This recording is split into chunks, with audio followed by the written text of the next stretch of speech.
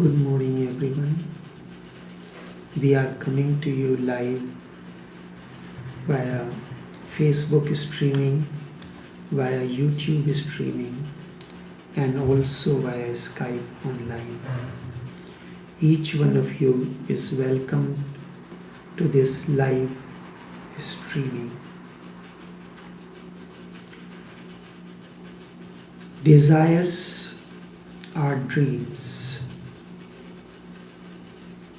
Desires are mind. As long as mind or desire remains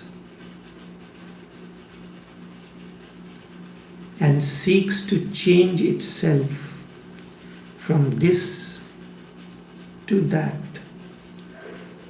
all changes are superficial and trivial. Our thoughts and desires are synonymous.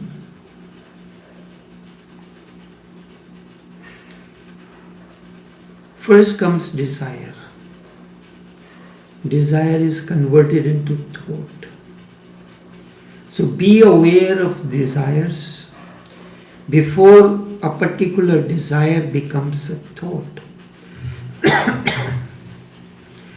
Be aware of thoughts because your thoughts become words. Desire becomes thoughts, thoughts become words. Be aware of words because it is the word that becomes the action. Words become the action. And be aware of your actions because your actions determine you. Your actions determine you. Your desires and thoughts are synonyms. These are dreams, dreamlike, that constantly plague your serenity and inner harmony. All desires are dreams. All thoughts are dreams. And we go on continuously living in dreams because man is asleep. Dreams can exist only if you are asleep, and dreams disappear the moment you are awake. There is a difference between sleep and dreamless sleep. You may be sleeping, you may be resting, but there is no dreams because there is no desire, there is no thoughts. Going beyond dreams means the state of awakening. Going beyond dreams means the state of awakening. It is time. It is time enough. You have slept for many lives. Not only this, but lives before. Now do not miss this opportunity. Now do not miss this opportunity to wake up because waking is a rare opportunity. And you think erroneously that you have enough time. Time waits for none.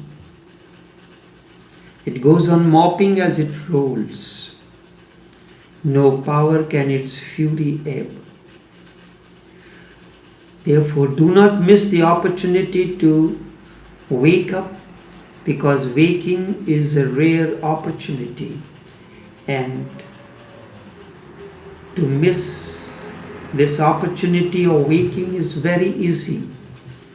So set your whole energy into waking up from this deep slumber. In the beginning, it seems almost impossible, and you wonder what to do it and how to do it. But one goes on trying. If you go on trying, certainly it will happen one day. If you go on trying how to be awake, certainly you will attain to this one day. In sleep, one tosses and turns. But if one goes on tossing and turning, it is bound to disrupt the sleep. And just a moment's glimpse of being awake is enough to trigger a new process in your being. Just a moment's glimpse of being awake. You are sleeping. You are awake that you are turning now. Your foot is resting. It comes. Once this happens, then more and more moments of awakening will arise. When you are going to sleep, say to yourself that I will be awake during my sleep. Not that I will be awake. I will be awake during my sleep. And then one day it happens. You are asleep, but there is something deep within that is awake in you. Once this happens, then more and more moments of awakening will arrive. And the day one becomes fully awakened, 24 hours a day. Even while one is asleep, one remains alert and aware. A desire arises before it becomes thought, you are aware of it. A thought arises before thought becomes your word, you are aware. Before word becomes an action, you are aware. It is bound to happen. When one is capable of being awake 24 hours a day, even when the body is resting, only then one should feel contented. One has arrived home. Before that, make every possible effort that you can. Do not leave any stone unturned to remain awake, to remain aware of your thoughts, your desires, your actions, your words. Remember, there is a process. Desire comes. Desire is nourished. It becomes thought. Thought is nourished and you consider that a thought has come. No thought is yours. All thoughts are alien.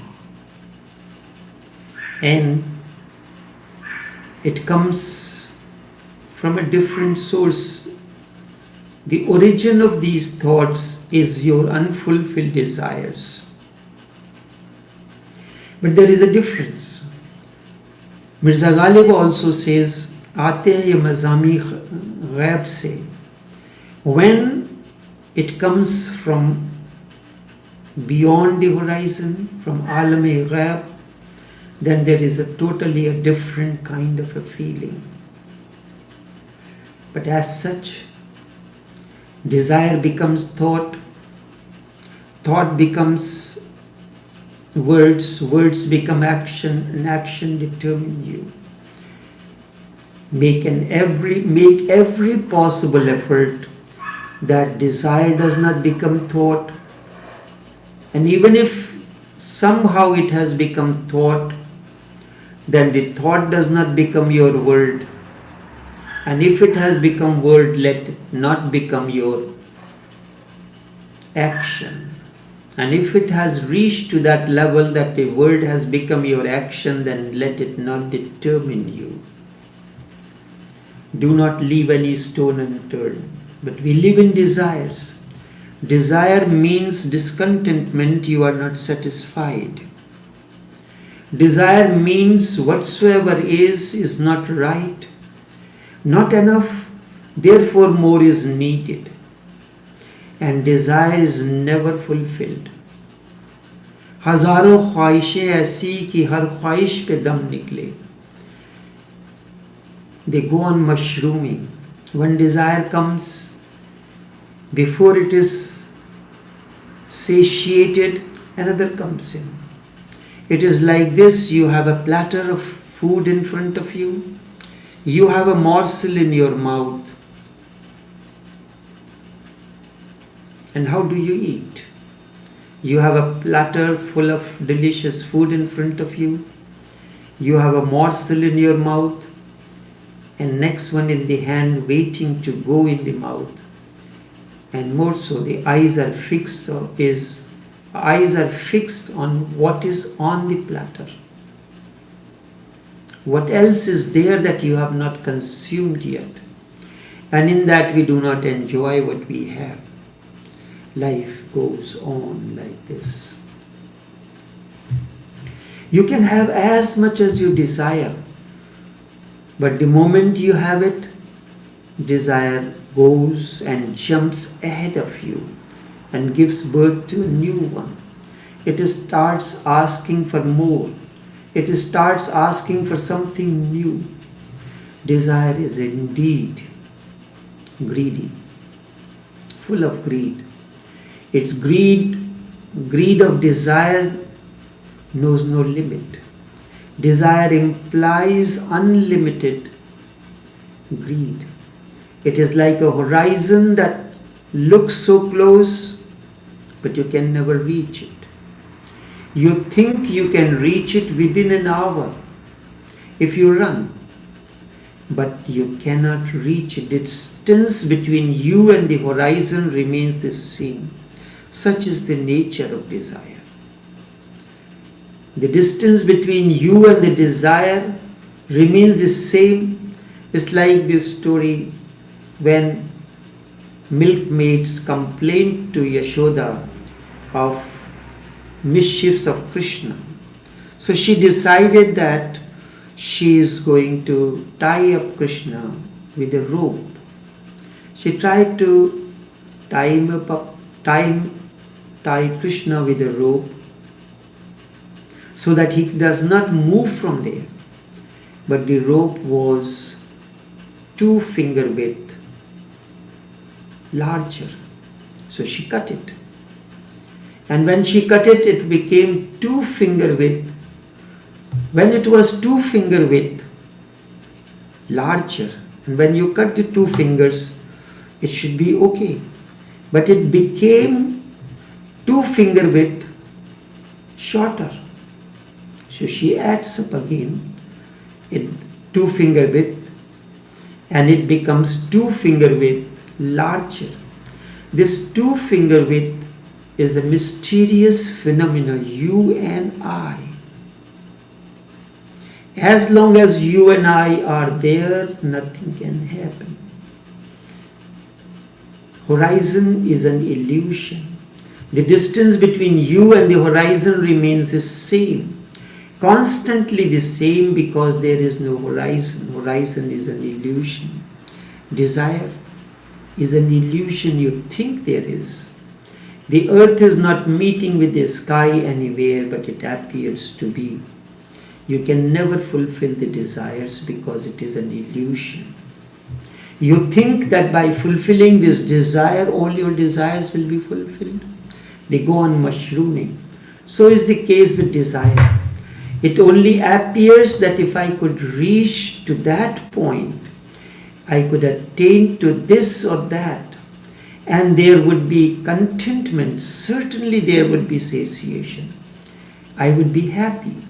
I would be fulfilled. But it never happens. It has never happened, and it never happens. One has to understand the nature of desiring and its futility. Nature of desiring and its futility. In that very understanding, desire disappears and you are left at home with deep overflowing peace. You have to understand the nature of desiring, that desires have never fulfilled anyone. In that very understanding, desire disappears and you are left at home in deep overflowing silence, overflowing peace. When there is no desire, there is no disturbance. Desire is the only disturbance. Desire is the only disturbance. When all the desires have gone, there is tremendous silence within. And in that silence, you become aware of the presence of that which is. You become aware of the presence of the unknown and unknowable. You become aware of the presence that we call God. And that is fulfilling. That fulfills because it brings infinite joy. It brings bliss. It fulfills because it brings something of the beyond, something which cannot be taken away from you, something which is inexhaustible, and something which is beyond birth and death. It opens the doors of the kingdom of God. It is your kingdom because you are not separate from God. You are not separate from God and God is not separate from you. So your work has to be to understand the nature of desire, and in that very understanding, desire drops. You do not have to renounce it. Just bring that understanding that desires are never satiated. And you are not renouncing it, you are not repressing it, because if you repress it, it will come back again with a great force. If you renounce it, it will follow you till eternity. It is only through deep understanding that desire disappears. And then suddenly the spring of bliss spurs into your being. Suddenly the spring of bliss spurs into your being. So remember the sequence. Desire becomes thought. Thought becomes word. Word becomes action. And action determines you.